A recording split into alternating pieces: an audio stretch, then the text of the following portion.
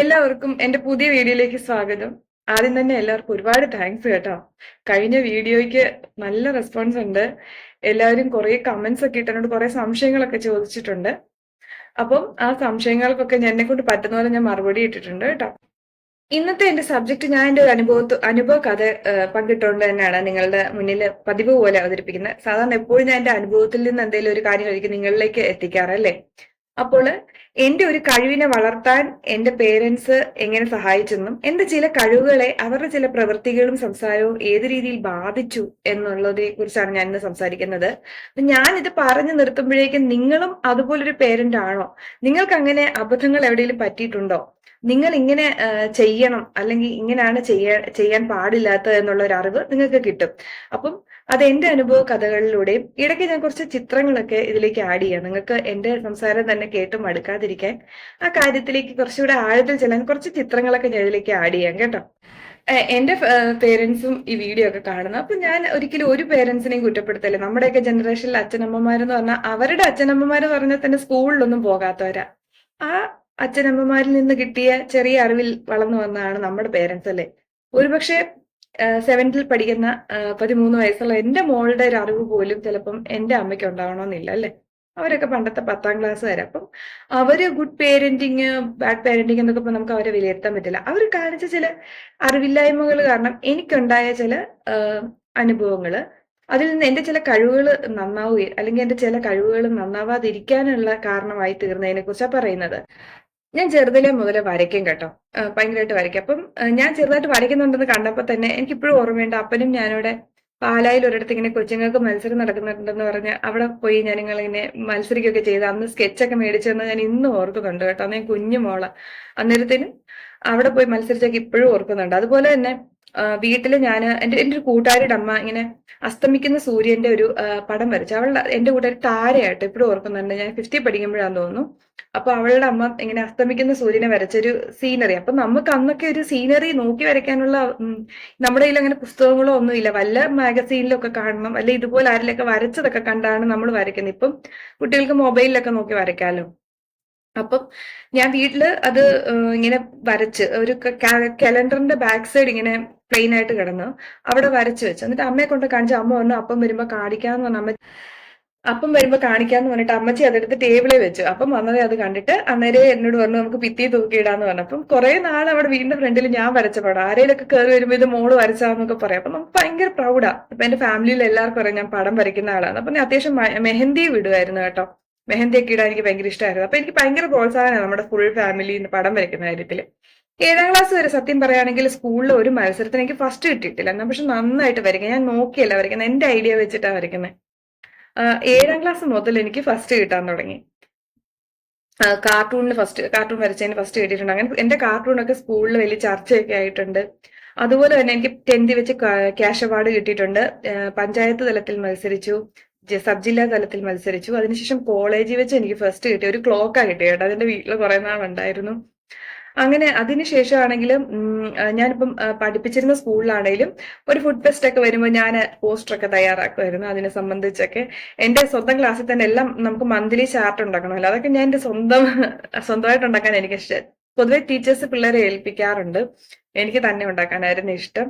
എന്നുവെച്ചാൽ എന്നെ അച്ഛനും അമ്മയും ആ ഒരു കാര്യം നന്നായിട്ട് പ്രോത്സാഹിപ്പിച്ചു. എല്ലാവരോടും എന്നോട് ഞാൻ നന്നായിട്ട് വരയ്ക്കൂ എന്ന് പറഞ്ഞു. അപ്പൊ എനിക്കിത് എന്ത് റിസ്ക് സത്യം പറഞ്ഞാൽ അറിയത്തില്ലാത്ത, എനിക്ക് മൃഗങ്ങളെ വരയ്ക്കുന്ന ഭയങ്കര ബുദ്ധിമുട്ടുള്ള ഒരു കാര്യം. പക്ഷെ എനിക്ക് ആ റിസ്ക് എടുക്കാൻ തോന്നുന്നത് എന്താന്ന് വെച്ചാൽ എന്നെ കൊണ്ട് പറ്റും എന്ന് ഉള്ള വിശ്വാസം എനിക്ക് കുഞ്ഞിലെ അച്ഛനമ്മയും തന്നതുകൊണ്ട് എന്നെ കൊണ്ട് അത് പറ്റും, ഞാൻ മികച്ച വരക്കാരിയാണെന്ന് വീണ്ടും വീണ്ടും അവർ പറയുമ്പോൾ എനിക്ക് ആ ആത്മവിശ്വാസം മനസ്സിൽ ഉറച്ചു പോയതുകൊണ്ട് എനിക്ക് പതറിപ്പോയിട്ടില്ല. നെക്സ്റ്റ് ഞാൻ പറയാൻ പോകുന്നത് കുക്കിങ്ങിനെ കുറിച്ചാണ് കേട്ടോ. പാചകത്തിലേക്ക് ഞാൻ വന്നതും ഏതാണ്ട് അതുപോലെ തന്നെ കേട്ടോ. ഒരു ദിവസം ഇങ്ങനെ ഞാൻ അത്യാവശ്യം അമ്മ എന്തെങ്കിലുമൊക്കെ മുറ്റമൊക്കെ അടിക്കുമ്പോഴത്തേനും എന്നോട് പറയും അവിടെ കിഴങ്ങൊക്കെ എന്റെ കിഴങ്ങ് അരിയാൻ ആദ്യം ഏൽപ്പിച്ചുകൊണ്ടിരുന്നത്. അത് കഴിഞ്ഞ് പറയും നീ അത് കറി ഒന്ന് വെച്ച് ഞാൻ മുറ്റം അടിച്ചിട്ട് കയറി വരാന്ന് പറയാം. അപ്പം അത് ഇങ്ങനെ ഇങ്ങനെ ചെയ്താൽ മതി എന്ന് പറഞ്ഞുകൊണ്ട് എനിക്ക് ഇപ്പൊ കിഴങ്ങ് കറി ഞാൻ പഠിച്ചുണ്ടാക്കാനായിട്ടോ. അങ്ങനെ ഒരു ദിവസം എന്റെ അമ്മച്ചിക്ക് പനി വന്നു. അമ്മ പറഞ്ഞു അടുത്ത കസിൻസ് ഉണ്ട് അവരോടൊക്കെ ചോദിച്ച് അല്ല അവിടെ നമുക്ക് ഫുഡ് ഉച്ചയ്ക്ക് കറി എന്തെങ്കിലും എടുക്കാം. അത്രയ്ക്കും വയ്യാണ്ടായിരുന്നു അമ്മച്ചിക്ക്. അപ്പൊ അന്നിങ്ങനെ നമ്മുടെ പുറത്തുനിന്ന് മേടിക്കാനുള്ള അവസരമൊന്നും ഇല്ലല്ലോ. പക്ഷെ എനിക്ക് തോന്നി അതിന്റെ ഒന്നും ആവശ്യമില്ല, എനിക്കറിയാവുന്ന കറികളൊക്കെ ഉണ്ടാക്കാം. അപ്പൊ ഞാൻ നോക്കിയപ്പോ കല്ലേ വെച്ച് എനിക്ക് ചമ്മന്തി അരയ്ക്കാൻ പറ്റും. ചമ്മന്തിക്കകത്ത് എന്തൊക്കെയാ ചേർക്കണ്ടേന്ന് അമ്മച്ചി പറഞ്ഞു തരുമല്ലോ, പിന്നെ അരച്ചാൽ മതിയല്ലോ. അപ്പൊ കല്ല് എങ്ങനെ നീക്കണ്ടേന്ന് അറിയില്ല, ഫുള്ളായിട്ട് ഉരുട്ടിയൊക്കെ ഞാൻ എങ്ങനെയൊക്കെയോ ചമ്മന്തി അരച്ചു. അത് കഴിഞ്ഞിട്ട് പിന്നെ എനിക്കിപ്പോഴും ഓർമ്മയുണ്ട്, കിഴങ്ങ് പൊരിക്കാൻ എളുപ്പമാണല്ലോ, അപ്പൊ അത് പൊരിച്ചു. പിന്നെ ഒരു തോരൻ പോലെ വെച്ചു. തോരൻ വെച്ചത് പക്ഷെ തോരൻ വെക്കേണ്ട പാത്രത്തിലല്ല, ഇങ്ങനെ ഒരു ബൗളിനകത്താണ് ഞാൻ വെച്ചത്. പക്ഷെ അത് കഴിഞ്ഞിട്ട് പിന്നെ എനിക്ക് അരി വാർക്കാൻ അറിയില്ല, പക്ഷെ കഞ്ഞിയിട്ട് അങ്ങനെ വെച്ച അടുപ്പത്ത്. എന്തായാലും അപ്പൻ വന്നു. അപ്പൻ വീട്ടിൽ വന്നിട്ട് വിശന്ന വന്നു. അന്നേരത്തിനും കഞ്ഞി ഇങ്ങനെ എടുത്ത് പുള്ളിക്കാരൻ തന്നെ ഇങ്ങനെ വാർത്ത് ഈ കറികളൊക്കെ കൂട്ടി കഴിച്ചു കേട്ടോ. അന്നേരം എന്നോട് കഴിച്ചെല്ലാം കഴിഞ്ഞപ്പോൾ പറഞ്ഞു, പുള്ളിക്കാരന് ഭയങ്കര സന്തോഷം, അമ്മച്ചിക്ക് കഞ്ഞിയായിട്ട് കൊടുത്തു, പനി വന്നിരിക്കുമല്ലേ, അവൻ ചമ്മന്തിയും കഞ്ഞിയും കൊടുത്തു. പക്ഷെ അന്നേരം അപ്പം പറഞ്ഞു, നമ്മൾ ഇങ്ങനെ പച്ചരിയുടെ ചോറല്ല കഴിക്കുന്നത്, നമ്മള് പച്ചരി അപ്പം ഉണ്ടാക്കുന്ന അരിയാ. ഞാൻ നോക്കിയപ്പം ഒരു അരി വെളുത്തിരിക്കുന്നു, മറ്റേ അരി കറുത്തിരിക്കുന്നു. അപ്പം ഏതരിയാ ചോറിടണ്ടെന്ന് എനിക്ക് അറിയത്തില്ല. അപ്പൊ ഞാൻ അമ്മയോട് ചോദിക്കാൻ പോയി, ഇത് അരി അല്ലേ, ചോറുണ്ടാക്കുന്ന അരിയല്ലേന്ന് ഓർത്തു. ഈ പച്ചരി കൊണ്ട് ദോശ അരിക്കുന്നത് അത്ര ഒന്നും ചിന്തിക്കാനൊന്നും അറിയില്ലായിരുന്നു. അങ്ങനെ പച്ചരിയുടെ ചോറ് തിന്നിട്ട് എന്റെ അപ്പം വഴക്കൊന്നും പറഞ്ഞില്ല. എന്നോട് പറഞ്ഞു, ഇനി ഒരുക്കുമ്പോൾ മറ്റേ അരി വെച്ച് വെച്ചാൽ മതി, ഇത് നല്ല നല്ല ടേസ്റ്റ് ഉണ്ട്, കറിക്കൊക്കെ നല്ല രുചിയുണ്ട്, കൊച്ചു നന്നായിട്ട് വെച്ചെന്ന് പറഞ്ഞ് ഭയങ്കര സന്തോഷമായിരുന്നു. അത് കഴിഞ്ഞ് അന്ന് ഉച്ച കഴിഞ്ഞ് ഞങ്ങൾ കസിൻസിന്റെ വീട്ടിൽ, ഇപ്പൊ എന്റെ വല്യച്ഛന്റെ വീട് അടുത്താ. അപ്പൊ അവിടെ എല്ലാവരോടും പറഞ്ഞു കൊച്ചു തന്നെ കറി വെച്ചെന്ന്. അപ്പൊ അവരൊക്കെ പറഞ്ഞു, മിടിക്കുക കേട്ടോ, ഇങ്ങനെ വേണം പിള്ളേരായാലും. അപ്പൊ എനിക്ക് അത് ഭയങ്കര പ്രോത്സാഹനമാണ്. പിന്നെ ആണെങ്കിലും എന്റെ അമ്മയ്ക്ക് വയ്യാണ്ടൊക്കെ വരുമ്പോഴത്തേനും ഞാൻ ആ റിസ്ക് അങ്ങ് എടുക്കും കേട്ടോ. അപ്പനെപ്പോഴത്തെ വലിയ മീനൊക്കെ മേടിച്ചോണ്ട് വരും. എനിക്ക് സത്യം പറഞ്ഞാൽ മീൻ വെട്ടാൻ അറിഞ്ഞുകൂടാ, പക്ഷെ ഞാൻ അറിയില്ലെന്ന് പറയല, കാരണം എനിക്ക് ചെയ്യാൻ പറ്റും എന്നൊരു വിശ്വാസം എനിക്ക് തന്നില്ലേ. ആ മീനെന്ന് പറഞ്ഞാൽ അന്ന് ഞാൻ കുഞ്ഞായതുകൊണ്ട് എന്നെ സംബന്ധിച്ച് അത് വലിയ കുഞ്ഞാവെ മടി വെക്കുന്ന പോലെ വലിയ മീനെ മടി കയറ്റി വെച്ചിട്ട് അപ്പനത് ദൂരേന്നൊക്കെ ഓട്ടം ഓടി കഷ്ടപ്പെട്ട്, അപ്പൻ ടാക്സി ഓടിക്കുന്ന ആളാട്ടോ. അന്നേരത്തിനും അപ്പന് ദൂരേന്ന് കഷ്ടപ്പെട്ട് കൊണ്ടുവന്ന മീനാ. അതിനെ ഞാൻ ചെതുമ്പൽ, എനിക്കറിയാം ചെതുമ്പൽ കളയണമെന്നറിയാം. അതിന്റെ ചെതുമ്പൽ എങ്ങനെയെങ്കിലും മടിയിലൊക്കെ വെച്ചാ കളയുന്ന കേട്ടോ, എനിക്ക് അത്ര പൊക്കാൻ പോലും പറ്റുന്നില്ല. മടിയിലൊക്കെ വെച്ച് കളഞ്ഞ അതിന്റെ അകത്തെ സാധനം കളയണമെന്നറിയാം, ഇന്നതിന്റെ പാർട്സ് വേണ്ടെന്നറിയാം. അതൊക്കെ കൈ കൊണ്ട് വലിച്ചു പറിച്ച് അത് അവിടെ ഇട്ട് വെട്ടുമ്പത്തേന് ഇത് ചതഞ്ഞൊക്കെ പോവാം. നമ്മൾ അങ്ങനെ വെട്ടുന്നതിനൊക്കെ ഒരു പാകം ഉണ്ടല്ലോ. ഞാനിത് വാക്കത്തി കൊണ്ടൊക്കെ വെട്ടി. അമ്മ പാവം വയ്യാത്തോണ്ട് അവിടെ കിടക്കും. അന്നേരം പനിയായിരുന്നു കേട്ടോ, വേറെ അസുഖമൊന്നുമല്ല. അന്നേരം ഇത് ഞാൻ കറി വെക്കാൻ നേരം ആകുമ്പോഴത്തേനും അമ്മച്ചി ഇത് കണ്ട അമ്മച്ചിക്ക് സങ്കടം വന്നു, കാരണം വില കൊടുത്ത് മേടിച്ച മീനൊക്കെ ഒരുമാതിരി ചതഞ്ഞു പോയി. എന്നിട്ട് ഇതിനെ കറി വെക്കാനൊക്കെ അമ്മ ഈ അരപ്പ് കൂട്ടെന്ന് പറഞ്ഞു തന്നു. അപ്പം മുളക് ഒക്കെ ചേർത്ത് അരപ്പ് ഒരുമാതിരി കൂട്ടി വെച്ചിട്ട് ഇതിനകത്തോട്ട് മീൻ വിട്ടേച്ച് അടുപ്പത്ത് കൊണ്ടുവച്ചു. നിങ്ങൾക്ക് എല്ലാവർക്കും അറിയാലോ, അടുപ്പത്തിരിക്കുന്ന കറിക്ക് വേറൊരു ടേസ്റ്റാണ്. നമ്മൾ ലാസ്റ്റ് ഇച്ചിരി പച്ച വെളിച്ചെണ്ണ കൂടെ ഒഴിച്ചു കഴിഞ്ഞാൽ അത് സെറ്റാ. അപ്പൊ ആ കുടപ്പുളിയൊക്കെ ഇട്ട് അടുപ്പത്തിരുന്ന് കഴിഞ്ഞപ്പോൾ അത് രുചിയായി. അന്നേരം വീണ്ടും അപ്പനത് കഴിച്ചിട്ട് എന്നെ ഒരുപാട് പ്രോത്സാഹിപ്പിച്ചു. അങ്ങനെ വലിയ കുക്കാണ് വീട്ടിലെ. അന്നേരം എനിക്ക് ചെയ്യാൻ പറ്റുമെന്നുള്ളൊരു ആ ധൈര്യമൊക്കെ ഉണ്ടാകാൻ തുടങ്ങി. അങ്ങനെ ഇരിക്കും ഒരു ദിവസം ഫ്രൈഡ് റൈസിന്റെ ഇങ്ങനെ TV കണ്ടു. അപ്പം ഫ്രൈഡ് റൈസ് എന്നൊക്കെ പറഞ്ഞാൽ നമുക്ക് വലിയ ലക്ഷറി ആണേ. അന്നേരം അതിന്റെ സാധനങ്ങളുടെ ലിസ്റ്റ് അപ്പന് കൊടുത്തു വിട്ടു. അന്ന് ആ സാധനങ്ങൾ വാങ്ങാനായിട്ട് സത്യം പറഞ്ഞാൽ അന്നൊരു ദിവസത്തെ അപ്പന്റെ വരുമാനമാണ് മൊത്തമായിട്ട് ചെലവായത്. കാരണം നമുക്ക് ആ ഒരാഴ്ച ചിലപ്പോൾ അത് വെച്ചൊക്കെ നിൽക്കാൻ പറ്റും. അതിന് വീട്ടു സാധനം വേറെ മേടിച്ചിരുന്നെങ്കിൽ, ഇത് സോസുകളും കാര്യങ്ങളൊക്കെ മേടിച്ചു. പക്ഷെ എന്റെ ഫ്രൈഡ് റൈസ് വെന്ത് ഇങ്ങനെ കുഴഞ്ഞു പോയ ചോറ്. പക്ഷെ അപ്പം പറഞ്ഞ സാധനം തണുത്ത് കഴിഞ്ഞ് കഴിക്കാൻ പറ്റുമോ നോക്കാം എന്നാ. അപ്പൊ തണുത്ത് കഴിഞ്ഞപ്പോ ഇവര് കട്ടിക്കിരുന്നു. പക്ഷെ ഞങ്ങൾ എല്ലാവരും കഴിച്ചപ്പോ പുതിയൊരു രുചിയായിട്ട് എല്ലാവരും ഇരുന്ന് കഴിച്ചു. അപ്പൊ പിന്നെ സാരമില്ല, ഇത്തവണ കൊച്ചിനെ അറിയാഞ്ഞിട്ടല്ലേ, കാരണം ബസുമതി റൈസ് ഇങ്ങനെ വെന്ത് പോകുമല്ലോ.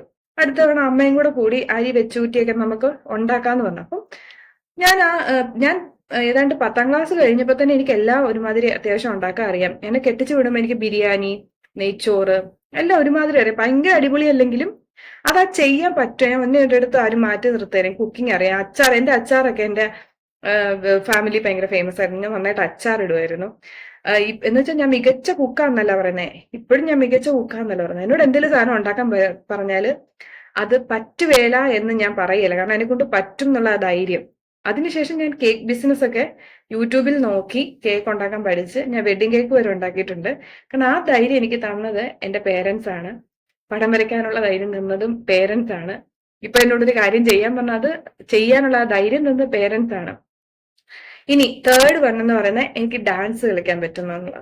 അത് കുഞ്ഞുനാൾ മുതലേ എനിക്ക് പെട്ടെന്ന് സംസാരിക്കാൻ കഴിവുണ്ടായിരുന്നൊരു കൊച്ചു. അതിന്റെ പാട്ട്, ഡാൻസ് ഒക്കെ പെട്ടെന്ന് നമ്മളിങ്ങനെ പഠിച്ചെടുക്കുക. എന്തെങ്കിലും അനുകരണമായിട്ടുള്ള കലകളിലൊക്കെ ഭയങ്കര മികച്ചതായിരുന്നു. മികച്ച പ്രകടനമായിരുന്നു.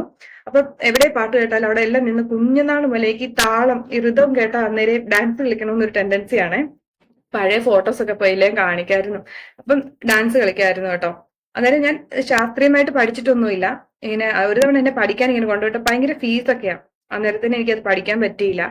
എന്നാലും ഞാൻ സെമി ക്ലാസിക്കൽ ഡാൻസ് ഒക്കെ സ്കൂളിൽ ചെറിയ ക്ലാസ് മുതൽ എനിക്ക് തോന്നുന്നു ഞാൻ നഴ്സറി സ്കൂൾ മുതൽ കോളേജ് വരെയും ഞാൻ ഡാൻസ് കളിച്ച ആളാണ്. എനിക്ക് ഒരിക്കലും സ്റ്റേജ് ഫിയറും തോന്നിയിട്ടില്ല. കാരണം എന്താണെന്നറിയോ, അപ്പൻ പണി കഴിഞ്ഞ് ഓട്ടോ ഒക്കെ ഓടിയേച്ച് വീട്ടിൽ വരുമ്പോൾ നമ്മൾ ഉറങ്ങിക്കിടക്കുകയാണെങ്കിൽ നമ്മളെ തട്ടി വിളിച്ച് നമ്മളെ കൊണ്ട് പാട്ട് പാടിക്കും, ഡാൻസ് കളിപ്പിക്കും. വീട്ടിലാരെങ്കിലും ഗസ്റ്റ് വരുമ്പോഴത്തേനും എന്റെ അപ്പനും അമ്മയും പറയും കൊച്ച് നല്ലതായിട്ട് ഡാൻസ് കളിക്കും എന്ന് പറയും. അന്നേരം അന്ന് പാട്ടൊക്കെ ഇടാൻ സൗകര്യങ്ങളൊന്നും ഇല്ല, എന്നാലും ഞാൻ അവിടെ കിടന്ന് ഡാൻസ് കളിക്കാൻ പറയുമ്പോഴും ഡാൻസ് കളിക്കാം. അപ്പൊ എനിക്ക് സ്റ്റേജ് ഫിയർ എന്ന് പറഞ്ഞ ഒരു സാധനം എനിക്ക് ഇപ്പോഴും ഇല്ല, അന്നും ഇല്ല. അതില്ല. അതുപോലെ കല്യാണ വീടുകളിൽ ചെറുക്കനും ഈ കല്യാണ പരിപാടിയൊക്കെ കഴിഞ്ഞിട്ട് ഈ സ്റ്റേജ് വെറുതെ കിടക്കുമ്പോൾ ഞങ്ങളുടെ ഫാമിലിയിൽ ഞങ്ങള് കൊച്ചു പെൺപിള്ളേരുടെ ഒരു പട തന്നെ കാണാം അവിടെ ഡാൻസിന്. അപ്പൊ ഞങ്ങൾക്ക് സ്റ്റേജ് ഫിയർ എന്ന് പറഞ്ഞൊരു സാധനം എനിക്ക് അങ്ങനെ ഉണ്ടായിട്ടേ ഇല്ല. ഞാൻ എപ്പോഴും സ്റ്റേജിൽ എന്നോട് ഇപ്പൊ ടീച്ചർ ഇപ്പൊ പെട്ടെന്ന് കയറി ഇപ്പൊ ഗസ്റ്റ് ഒക്കെ വരുന്ന സമയത്ത് ഗസ്റ്റ് താമസിക്കുകയാണെങ്കിൽ ഒരു മോണാക്ട് ചെയ്യുന്നൊക്കെ പറഞ്ഞാൽ ഞാൻ അവിടെ കയറി എന്തൊക്കെയോ പറയുമായിരുന്നു. എനിക്കങ്ങനെ പേടിയൊന്നുമില്ല, ഇവരെന്ത് വിചാരിക്കുന്നൊന്നുമില്ല. എനിക്ക് അങ്ങനത്തെ ടെൻഷനുണ്ട്. അപ്പൊ എനിക്ക് ആ ഒരു ധൈര്യം തന്നേക്കുന്ന എന്റെ പേരൻസ് ആണ്.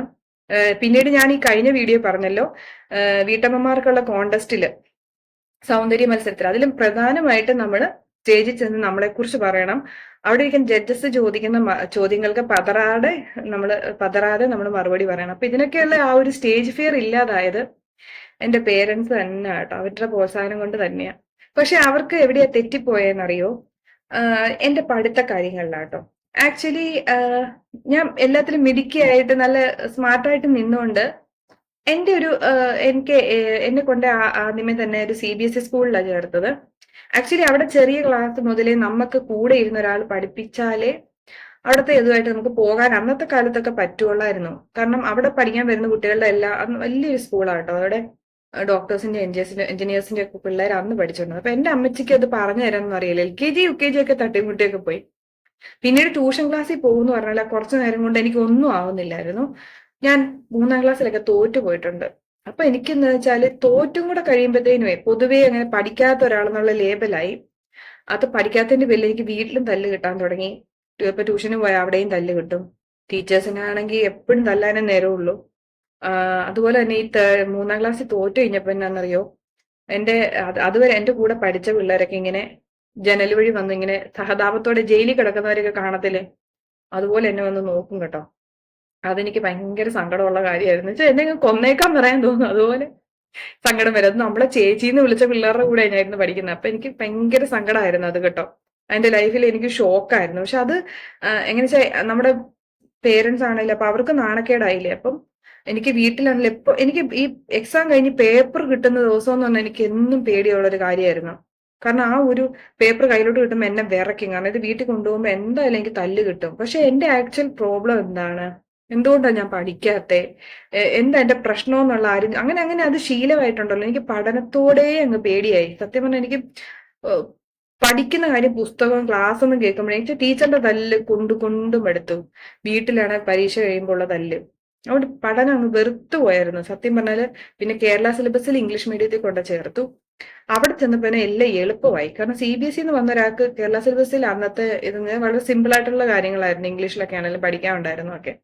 അപ്പൊ എനിക്ക് കുറച്ചുകൂടെ എളുപ്പമായി. അന്നേരം ഞാൻ ഒരു ആവറേജ് സ്റ്റുഡന്റ് ആയി. അത്യാവശ്യം പഠിത്തത്തിൽ ഇങ്ങനെ കയറി വന്നോണ്ടേയിരുന്നു. പക്ഷെ എന്നാന്നറിയോ, 10 പേര് കൂടുന്നിടത്ത് ഈ മാർക്ക് ചോദിക്കുക, അതുപോലെ നമ്മുടെ മാമന്മാരൊക്കെയാണ് നമ്മുടെ മാർക്കൊക്കെ ചോദിച്ച് നമ്മളെ പിടിച്ച് നമ്മളോട് എന്തിന്റെയും സ്പെല്ലിങ് ചോദിച്ചിട്ട് അത് അറിയത്തില്ലാത്തപ്പോ നമ്മളെ അങ്ങ് എന്തോ ഒന്നും പഠിക്കാത്ത ആളെ പോലെ ട്രീറ്റ് ചെയ്യുക. കാരണം നമ്മുടെ മക്കളുടെ കുറവ് ഒരിക്കലും പക്ഷെ അമ്മമാരെ കുറ്റം പറയാൻ പറ്റില്ല. അന്നത്തെ കാലത്ത് അവര് കൂടപ്പിറപ്പുകൾ തമ്മിൽ മക്കളുടെ കാര്യം ചർച്ച ചെയ്യുന്ന, പക്ഷെ അവരെല്ലാവരോടും ഇരുന്ന് ഇങ്ങനെ പറയുമ്പം അവരൊക്കെ മാമന്മാരുടെ ഒക്കെ പിള്ളേര് നല്ലപോലെ പഠിക്കുന്ന കൊച്ചുങ്ങള്, ഞാൻ എന്തോ ആ പഠിക്കാത്ത പിള്ളേരുടെ ലെവലില് നമ്മൾ എപ്പോഴും അറിയപ്പെട്ടോണ്ടിരുന്നത്. എന്തോ പഠിക്കുകയില്ല, ഞാൻ 10 പോലും ജയിക്കുകയില്ല എന്നൊക്കെ പറഞ്ഞ ആൾക്കാരൊക്കെ ഉണ്ട് കേട്ടോ. പിൻകാലത്ത് ഞാൻ കഴിഞ്ഞ വീഡിയോയിൽ പറഞ്ഞല്ലോ, കല്യാണം കഴിക്കുമ്പോഴും ഡിഗ്രി സെക്കൻഡ് ഇയറേ ആയുള്ളായിരുന്നു. എന്നെ വലിയ പ്രതീക്ഷയില്ലെന്നോണ്ടാണോ നൃത്തത്തിലേക്ക് എത്തിച്ചു വിട്ടു. അത് കഴിഞ്ഞപ്പോഴത്തേനും എന്തായാലും പക്ഷെ എനിക്ക് ആ ഡിഗ്രി സമയത്തൊക്കെ നന്നായിട്ട് ഞാൻ പഠിക്കുമായിരുന്നു കേട്ടോ. അന്നേരം എന്നെ വലിയ പ്രതീക്ഷയില്ലാത്തതുകൊണ്ട് കെട്ടിച്ചു വിട്ടു. അത് കഴിഞ്ഞപ്പം എനിക്ക് എന്നെ സെൽഫ് മോട്ടിവേറ്റഡ് ആയിട്ടാണ് ഞാൻ വീട്ടിൽ നിന്ന് പഠിച്ച് ടീച്ചറൊക്കെ ആയത്. എനിക്ക് തെളിയിക്കണമെന്ന് ഭയങ്കര ഒരു ആഗ്രഹമായിരുന്നു ഞാൻ അത്ര പണ്ടനൊന്നുമല്ല എന്നുള്ളത്. പക്ഷെ ഞാനത് അതും എല്ലാവർക്കും പാടുള്ള ടഫായിട്ടുള്ള എല്ലാവർക്കും ടഫായിട്ട് തോന്നുന്ന ഒരു സബ്ജക്റ്റാണ് ഹിന്ദി എടുത്ത് തന്നെയാണ് ഞാൻ പഠിച്ചത്. അവർക്ക് തെറ്റിപ്പോയത് എവിടെയാണെന്നറിയാവോ? ഈ പഠനത്തെ കുറിച്ച് ഭീഷണിപ്പെടുത്താൻ എന്നെ പഠിപ്പിച്ചുകൊണ്ടിരുന്നത്. ഭീഷണിയുടെ ഒരു സ്വരത്തിലാണ് എനിക്ക് പഠനമെന്ന് കേൾക്കുമ്പോൾ തന്നെ എനിക്കൊരു ഭീതി ഉണ്ടാക്കുന്ന തരത്തിൽ അവരെന്റെ മുമ്പിൽ അത് പ്രസന്റ് ചെയ്തുകൊണ്ടിരുന്നത്. അത് അവരുടെ കുഴപ്പമല്ല. കാരണം ഒരു മത്സരബുദ്ധി വന്നു കാണും. എല്ലാത്തിലും മികച്ചതായിട്ട് നിൽക്കുന്ന ഒരു കൊച്ച് ഇതിലും മികച്ചതാവണമെന്നുള്ള ഒരു മത്സരബുദ്ധി. എല്ലാ പിള്ളേരും ഭയങ്കര മാർക്ക് മേടിക്കുമ്പോൾ എന്റെ കൊച്ചിന് എന്തെങ്കിലും കുഴപ്പമുണ്ടോ എന്നൊരു ടെൻഷൻ. ഇതൊക്കെ എല്ലാ പേരൻസിനും വരുന്ന ആ കാലഘട്ടത്തിൽ മിക്ക പേരൻസ് ഇങ്ങനെയായിരുന്നു കേട്ടോ. വടിയെടുത്ത് തല്ലുക. പിന്നെ എനിക്ക് ഏറ്റവും സങ്കടം വന്നുകൊണ്ടിരുന്ന ആരെങ്കിലുമൊക്കെ തല്ലുമ്പോ ഒക്കെ എനിക്ക് ഭയങ്കര സങ്കടമായിരുന്നു. അപ്പൊ എന്നെ കൊണ്ട് ഇത് പറ്റാത്ത പണിയാന്നൊരു തോന്നലായി. ക്ലാസ്സിൽ പഠിക്കുന്ന പിള്ളേരെയൊക്കെ കാണുമ്പോൾ ഞാൻ ഇങ്ങനെ ഓർക്കും, ഇവരെങ്ങനായിരിക്കും പഠിക്കുന്നേ, ഇവർക്ക് മാത്രം എന്നെ എല്ലാം പഠിക്കാൻ പറ്റുന്നത്, എനിക്ക് എന്നെ പറ്റാത്തേന്നൊക്കെ ഞാൻ ഇങ്ങനെ ചിന്തിച്ചിട്ടുണ്ട് കേട്ടോ. അതുപോലെ എന്റെ മോളാണേലും ചെറിയ ക്ലാസ്സിൽ അവക്ക് ആവറേജിൽ താഴെയൊക്കെ ചിലപ്പോൾ മാർക്ക് കിട്ടുമായിരുന്നു. തീരെ മാർക്കില്ലാതെ പോയിട്ടുണ്ട്. കൊറോണ ടൈമിലൊക്കെ ഓൺലൈൻ ക്ലാസ്സിലൊക്കെ അവൻ ഭയങ്കര മാർക്ക് കുറവായിരുന്നു. പുതിയ സ്കൂളിലേക്ക് 4ാം ക്ലാസ് വരെ ആദ്യം പഠിച്ച സ്കൂളുണ്ടായിരുന്നുള്ളൂ. അത് കഴിഞ്ഞ് വേറെ സ്കൂളിലേക്ക് മാറ്റിയായിരുന്നു. അന്നേരം ആ സ്കൂളിലാണ് ടീച്ചേഴ്സ് പറയും കുറച്ചുകൂടെ ശ്രദ്ധിക്കണം, എന്താ ഇങ്ങനെ. അവള് സത്യം പറഞ്ഞാൽ പഠിച്ചാൽ അവൾക്ക് എത്താൻ പറ്റുന്നില്ലായിരുന്നു. പക്ഷെ അവളുടെ സ്വന്തം ഹാർഡ് വർക്കോടുകൂടിയാ. ഞാൻ ഒരിക്കലും പ്രഷറൈസ് ചെയ്തിട്ടില്ല. അവൾ തന്നെ പഠിച്ച അവൾക്ക് ഒരു വാശി, ക്ലാസ്സിൽ എനിക്ക് എല്ലാവരും പോലെ മാർക്ക് മേടിക്കണം. എപ്പോഴും എന്നോട് പറയും, എന്റെ ഇന്ന ഫ്രണ്ടിന് നല്ല മാർക്കാ, എന്നെ അമ്മച്ചി എനിക്ക് കിട്ടാതെ. അവന് ഹാർഡ് വർക്ക് ചെയ്താൽ മതി, എഴുതി പഠിച്ചാൽ മതി, അങ്ങനെയൊക്കെ പറഞ്ഞ് അവൾക്ക് ഇപ്പൊ അത്യാവശ്യം ടീച്ചേഴ്സൊക്കെ നന്നായിട്ട് അവള് പഠിക്കുന്നുണ്ടെന്ന് പറയുമ്പോൾ എനിക്ക് ഭയങ്കര സന്തോഷം തോന്നാറുണ്ട്. ഈ അടിച്ചേൽപ്പിക്കുകയല്ല വേണ്ട, അവർ സ്വയം തിരിച്ചറിഞ്ഞ് സ്വന്തമായിട്ട് അവർക്ക് ഒരു ജീവിതത്തിലൊരു വാശി വരണം. എനിക്കാണേലും കല്യാണം കഴിഞ്ഞാണ് ആ വാശി ഉണ്ടായതും സെൽഫ് മോട്ടിവേറ്റഡ് ആയതും 3ാം ക്ലാസ്സിൽ തോറ്റുപോയ ഞാനൊരു ടീച്ചർ ആയത്. കാരണം തന്നെ ഇരുന്ന് പഠിച്ച, ആരും തല്ലാനും പറയാനും ഒന്നുമില്ല, സ്വസ്ഥമായിട്ടിരുന്ന് പഠിച്ച് ഞാൻ ടീച്ചറൊക്കെ ആയത്. സത്യം പറയണ കുറച്ച് കാലം ഞാൻ ടീച്ചറായിട്ട് വർക്ക് ചെയ്തിട്ടുള്ളതിൽ എനിക്ക് അഭിമാനത്തോടെ പറയാൻ ഞാൻ ടീച്ചറാണെന്ന്. കാരണം എന്നെ അറിയാവുന്ന ഞാൻ പഠിപ്പിച്ച സ്റ്റുഡൻസ് എന്നെ കാണുമ്പോൾ എന്നെ ടീച്ചർ എന്ന് തന്നെ വിളിക്കുന്നത്. അപ്പൊ അത് എനിക്ക് സന്തോഷമുള്ള കാര്യമാണ്. അപ്പം നമ്മൾ വിചാരിക്കുന്ന പോലൊന്നും അല്ല കേട്ടോ. ഈ പഠിക്കുന്ന നല്ല സാലറി മേടിക്കുന്ന കുഞ്ഞുങ്ങളൊക്കെ ഭയങ്കര മികച്ചവരാകുമെന്നോ ഈ തോറ്റു പഠിക്കുന്ന കുഞ്ഞുങ്ങളൊക്കെ മോശക്കാരാകുമോ എന്നൊന്നുമില്ല. എന്തായാലും സ്കൂളിൽ നിന്ന് അവർക്ക് അത്യാവശ്യം മെന്റൽ പ്രഷറോടുകൂടി അവർ വീട്ടിലും വരുമ്പോൾ ഇവിടെയും നമ്മൾ തലവേദന ഉണ്ടാക്കി കൊടുക്കല്ലേ കേട്ടോ. അപ്പൊ അവരവരുടെ സന്തോഷം തേടി വേറെ പുറത്തേക്ക് പോകും. അവര് മറ്റ് അജ്ഞാതരുടെ കയ്യിലായിരിക്കും അവർ ചിലപ്പോൾ അവർ സന്തോഷം തേടുന്നത്. അപ്പൊ അതിനുള്ള അവസരം ഉണ്ടാക്കരുത്. നമ്മുടെ മക്കൾക്ക് സപ്പോർട്ട് നമ്മളാണ്. അവരെ ഭൂമിയിലോട്ട് കൊണ്ടുവന്ന ആ ഒരു ഉത്തരവാദി നമ്മളാണെങ്കിൽ അവരുടെ വീഴ്ചയിലും വേദനയിലും സന്തോഷങ്ങളിലും നമ്മൾ ഒരുമിച്ച് നിൽക്കണം. അല്ലാതെ അവര് ട്രോഫിയും കൊണ്ട് വരുമ്പോൾ മാത്രം കൈയടിക്കുകയും അവരെവിടെയെങ്കിലും തോറ്റേച്ച് വരുമ്പോൾ അവരെ കുറ്റപ്പെടുത്തുകയും ചെയ്യല്ല വേണ്ട. എന്തായാലും ഈ സ്കൂളിലെ ടീച്ചേഴ്സ് എന്ന് പറഞ്ഞാൽ അവർക്ക് സ്ട്രേഞ്ചേഴ്സാണ്. അവർക്ക് നമ്മുടെ മക്കളെ എപ്പോഴും ചിലപ്പോൾ എന്നും കണ്ടുപിടിക്കുന്ന ടീച്ചേഴ്സിൽ അവരെ ഇഷ്ടപ്പെടുന്നവരുണ്ടെങ്കിലും സ്ട്രേഞ്ചേഴ്സാണ്. അവർക്ക് ഇത്രയുള്ള അവരുടെ ഡ്യൂട്ടി. പക്ഷെ അവരവിടെ ചിലപ്പം തല്ലിന്നിരിക്കും, വഴക്ക് പറഞ്ഞിരിക്കും. ഇതെല്ലാം കഴിഞ്ഞ് വീട്ടിലോട്ടൂടെ വരുമ്പം നമ്മളും കൂടെ അവരോട് റേസ് ചെയ്ത് കഴിഞ്ഞാൽ കുഞ്ഞുങ്ങൾ മാനസികമായിട്ട് തളർന്നു പോകും. അപ്പോൾ എനിക്ക് പേരൻസിനോട് പറയാനുള്ളത്, വീട്ടിൽ വരുമ്പോൾ കുറച്ച് സമാധാനം കൊടുക്കുക, ഒന്നാമത്തെ കാര്യം. വന്നു കയറുന്നത് ബഹളം വെക്കാതിരിക്കുക. അവർക്ക് കുറച്ച് റിലാക്സ് ചെയ്യാൻ സമയം കൊടുക്കുക. കുഞ്ഞുങ്ങളുടെ കഴിവുകളെ കണ്ടെത്തുക, അവരുടെ സന്തോഷത്തിൽ പങ്കുചേരുക, അവരുടെ വീഴ്ചയിൽ കൂടെ നിൽക്കുക. ഇതാണ് നമ്മൾ പേരൻസ് എന്ന രീതിയിൽ ചെയ്യേണ്ട കാര്യങ്ങൾ കേട്ടോ. അപ്പൊ ഞാൻ എൻ്റെ ഈ അനുഭവ കഥയും എൻ്റെ ഈ കുഞ്ഞ് അഡ്വൈസ് ഒക്കെ നിങ്ങൾക്ക് ഉപകാരപ്രദമാകുമെന്ന് ഞാൻ വിചാരിക്കുന്നു. Thank you so much.